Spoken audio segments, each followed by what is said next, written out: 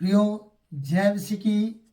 आइए हम प्रभु के वचन से पढ़ते हैं मरकुस की किताब और उसका 12वां अध्याय को हमने आज लिया है। 12वें अध्याय से आज हम कुछ बातें सीखेंगे। प्रियो, आप वीडियो को देखते हैं और आशीष पाते हैं, और मैं भी आपके लिए दुआ करता हूं। आप भी हमारी सेवकाई के लिए और इन वचनों के लिए प्रार्थना करें कि ये वचन बहुतायत से दुनिया की छोर तक पहुंच जाए और प्रभु की महिमा हो।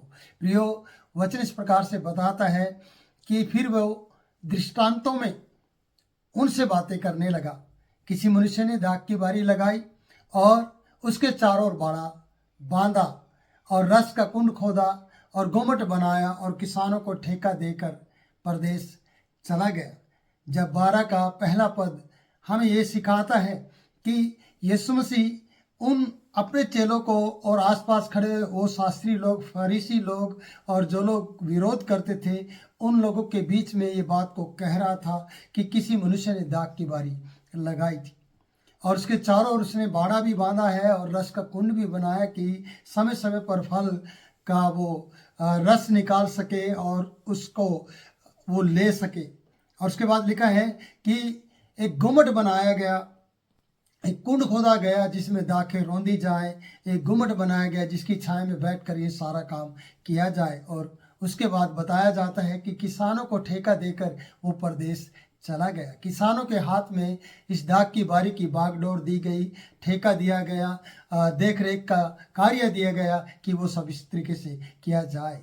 और बड़ी मेहनत के साथ ये दाख की बारी लगाई गई है। अगर हम यशायाह की किताब में और उसके 5वें अध्याय में पढ़ते हैं, वहाँ पर भी इस दाख की बारी के लिए गीत गाया गया है। और वहाँ पर इस प्रकार से लिखा है। प्रियो, मैं उसको पढ़ के सुनाना चाहता हूँ। अब मैं अपने प्रिय की लिए और उसकी दाख की बारी के विषय में गीत गाऊंगा।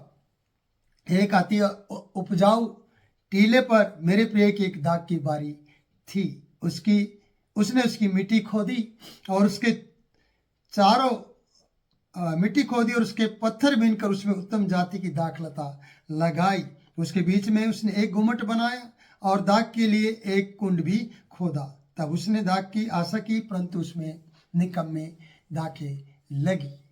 प्रियो, एक दाख की बारी लगाने वाला उसके लिए बहुत उत्तम जाति की दाख, कोमल, या उसको हम इस प्रकार से कह सकते हैं कि वो डाली लगाता है, कलमे लगाता है और उत्तम क्वालिटी की वो दाखलता को ढूंढता है और उसके लिए उसको बाग बनाता है, लगाता है और उसके बाद एक गुम्मट खोदता है और उसके चारों ओर बाड़ा बांधता कि आने जाने वालों से या किसी भी जानवर से दाख की बारी का कोई नुकसान ना हो सके। गुम्मट बनाता है जिसकी छाया में काम लोग कर सके और दाखों को इकट्ठा कर सके समय समय पर। और उसके बाद बताया जाता है कि उसके चारों ओर मिट्टी खोदी जाती है कि वो समय समय पर उसकी जड़ों को हवा लगती रहे या उसकी मिट्टी नरमाई जाए, और इस तरीके से वो किया करते हैं। तो वचन बता रहा है कि यहाँ पर दाख की बारी के विषय में गीत गाया गया। उत्तम क्वालिटी की दाख की बारी लगाई गई, लेकिन उसमें निकम्मी दाखें लगी जब आशा की गई। यहाँ पर भी हम देखते हैं कि उत्तम क्वालिटी की दाखलता लगाई गई है और बाड़ा बांधा गया है, चारों ओर उसके बाड़ा बांधा और उसके रस का कुंड खोदा गया है और गुम्मट बनाया गया है और किसानों को ठेका दिया गया है। जब हम इस कहानी को पढ़ते हैं प्रियो कि ये मेहनत का, जो ये दाखलता के लिए मेहनत की जाती है, एक बड़ा प्रोसीजर है। अगर हम वचन लूका की किताब और उसका 13वां अध्याय और उसके 8 पद में पढ़ते हैं कि वहाँ पर एक स्वामी से माली या चरवाहा या वहां का देखरेख करने वाला किसान इस तरीके से विनती करता है कि मैं इसके चारों ओर मिट्टी खोदकर खाद डालूंगा, फले तो भला, नहीं तो इसे काट डालना। तो ये दाखलता की कहानी है कि दाखलता के लिए परमेश्वर या किसान इतनी मेहनत करता है या स्वामी मेहनत करता है, अगर उसमें निकम्मी दाखें लगे तो ये अच्छा नहीं है। पर यहाँ पर जब जो उदाहरण यीशु मसीह ने दिया कि किसी मनुष्य ने दाख की बारी लगाई और उसके चारों ओर बाड़ा बांधा और रस का कुंड भी खोदा और गुम्मट बनाया और किसानों को उसका ठेका दिया। यहाँ पर किसानों को ठेका दिया गया, ये फलवंत हुआ है, ये फला है, इसमें अच्छी उत्तम दाखलतें लगी हैं। और जब दूसरा पद हम देखते हैं मरकुस का 12 का दूसरा। फिर वह फल के मौसम में उसने किसानों के पास एक दास को भेजा, किसानों ने दाख की बारी के फलों का, ताकि वो दाख की के फलों का भाग ले सके। हम वचन पढ़ते हैं, एक दास को भेजा गया वहां पर उस स्वामी के द्वारा जो परदेश चला गया था, कि वो मौसम जब आया कि वो उस किसानों से हिसाब ले सके, किसानों से दाख की बारी के फलों का भाग वो ले सके जिनको ठेका दिया गया था। उन्होंने उसको पकड़कर पीटा और छुछे हाथ लौटा दिया। देखिए, यहाँ दाखलता निकम्मे नहीं है, यहाँ जिनको ठेका दिया गया ठेकेदार निकम्मे हैं, जिन्होंने उसके दास को, स्वामी के दास को पकड़ा और पीटा और छुछे हाथ भेज दिया और वो वापस लौट गया।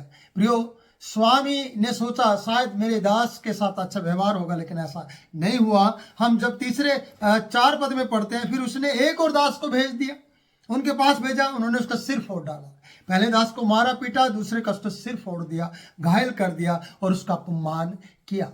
स्वामी के उस दास का इन ठेकेदारों ने, जो दाख की बारी के ठेकेदार बन चुके थे, जिनको ठेका दिया गया था, इन्होंने उसके सिर को फोड़ डाला, उसके दास के सिर को फोड़ कर। पहले दास को मारा पीटा है, पकड़कर मारा पीटा और छुछे हाथ भेजा, अब इसको सिर फोड़कर रंगीन करके इस व्यक्ति का अपमान करते हुए वापस भेज दिया है।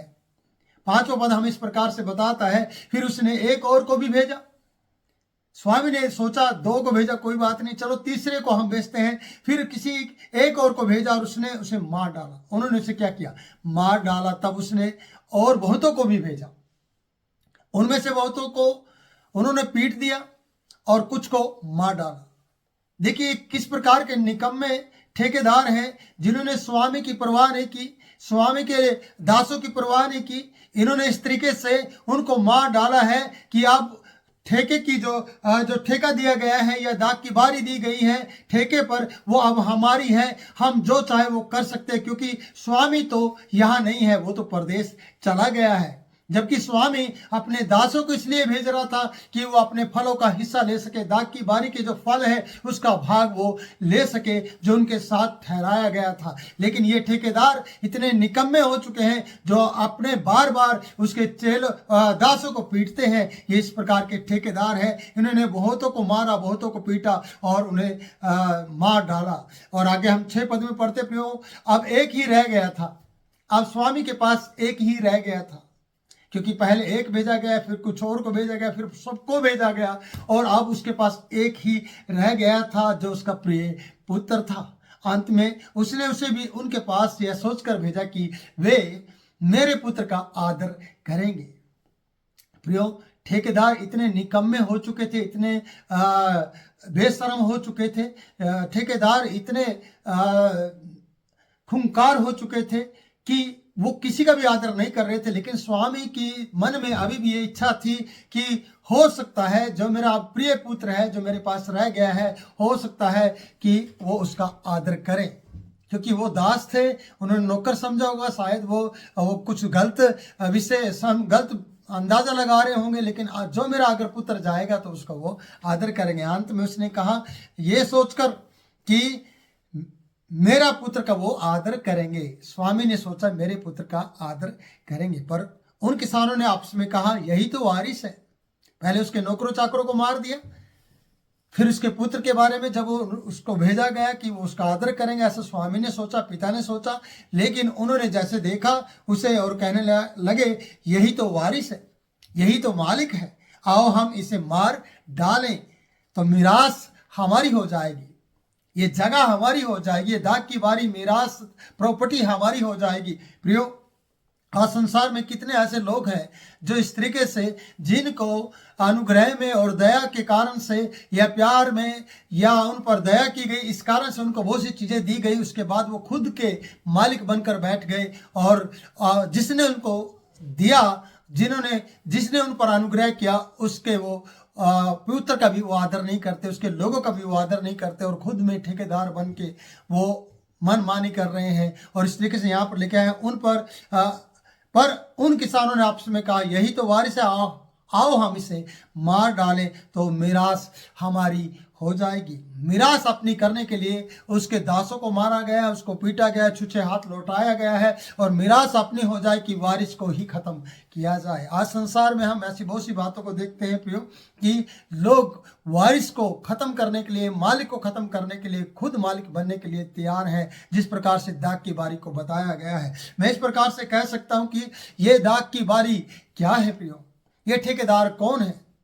ये दाग की बारी इजरायली लोग हैं जिनको परमेश्वर ने लगाया, पर उसी में बहुत से ऐसे ठेकेदार खड़े हो गए हैं जिनको परमेश्वर ने ठेका दिया था कि वो लोग उनकी देख रेख करें, लेकिन उन्होंने उन पर कब्जा किया और परमेश्वर के पुत्र यीशु मसीह को, जो उसका इकलौता पुत्र था, उसे भी उन्होंने मार दिया है। और ये शास्त्री लोग उससे चिढ़ रहे हैं, ये लोग समझ रहे हैं कि ये यीशु किसके बारे में बात कर रहा है। मैं ये कहना चाहता हूं कि वारिस मिरास हमारी हो जाएगी, ऐसा ये कहकर उसे मार डालना चाहते हैं। और यहाँ पर लिखा है उन किसानों ने आपस में कहा, यही तो वारिस है, आओ हम इसे मार डालें, तब मिरास हमारी हो जाएगी।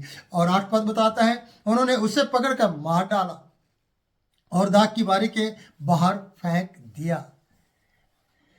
वारिस को मार डाला और जो उन्होंने प्लान किया था वो उन्होंने पूरा किया और दाग की बारी के बाहर उसे फेंक दिया। प्रियो, वचन इस प्रकार से बताते, इसलिए दाग की बारी का स्वामी क्या करेगा? दाग की बारी के स्वामी के पास क्या ऑप्शन है बाकी? अगर हम लूका उसका 13 अध्याय उसका 8 पद का से आगे जब पढ़ते हैं, वहां पर इस प्रकार से लिखा है प्रियो कि इसे काट डाल, नहीं तो ये जगह को क्यों रोके रहे, इसे काट डाल। लेकिन स्वामी से चरवाहा प्रार्थना और निवेदन करता है, 1 साल और रहने दे।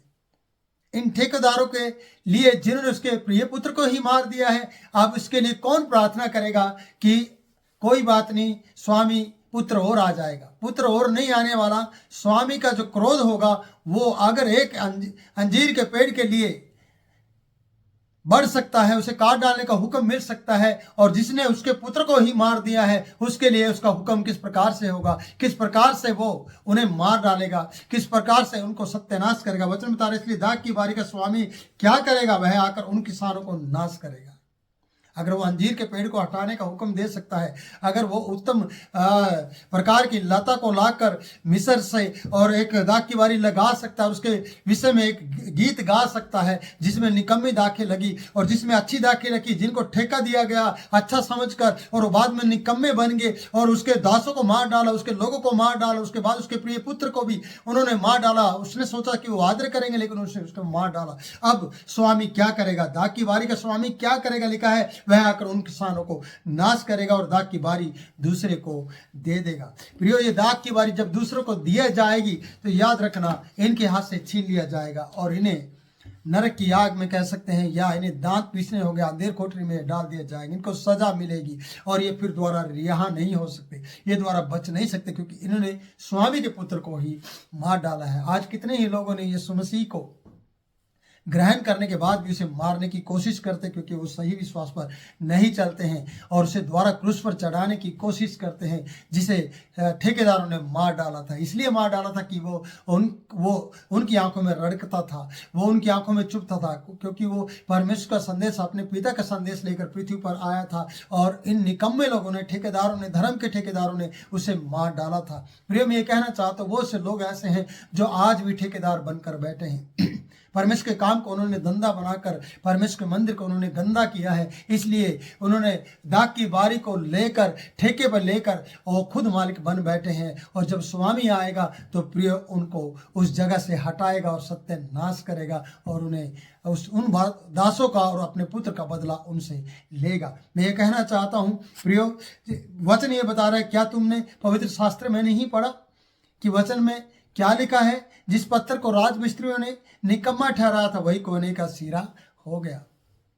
प्रिय, वचन मैं बाद में लेता हूं दूसरी वीडियो पर। मैं ये कहना चाहता हूं कि आप दाखलता के रूप में लगाए गए हैं। अगर आपको ठेका दिया गया है दाग की बारी का रस इकट्ठा करने का, फल देने का, तो प्रियो आप ठेकेदार तो हैं, लेकिन आप मनमानी ना करें। उसके दासों का और उसके प्रिय पुत्र का आदर करते हुए अपने घर में उसे बुलाएं और उसको समय समय पर फल दें और उसकी पुत्र की आदर करते, उसकी परमेश्वर की महिमा करे और स्वामी की महिमा करे जो हमारा परमेश्वर है। प्रभु इन वचनों के द्वारा आप लोगों को बहुतायत से आशीष दे। आप बने रहें और ऐसे ही प्रेम को दिखाते रहें। तो अगली वीडियो में मिलते हैं, तब तक के लिए मैं आपसे विदा लेता हूँ। जय मसीह की।